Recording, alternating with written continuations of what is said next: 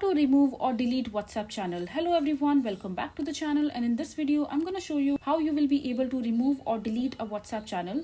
So for that, all you have to do is just open your WhatsApp account, and after that on the update section you will see the channel that I am following and the channel that which I have created earlier.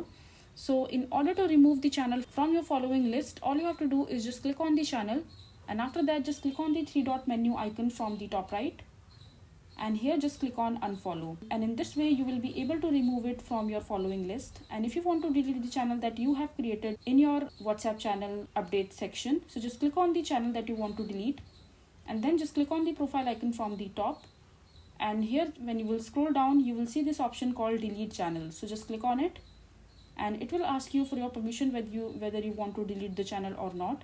So just click on delete, and you have to mention your country and your phone number in order to delete the channel. So just mention the details and click on delete. So this way you will be able to delete your WhatsApp channel. So this is how simple it is to remove or delete a WhatsApp channel. I hope you find this video to be helpful. So that is it for this video. If you find this video to be helpful, make sure to hit that like button, and don't forget to subscribe to our channel for more such informative videos, and I'll see you the next time.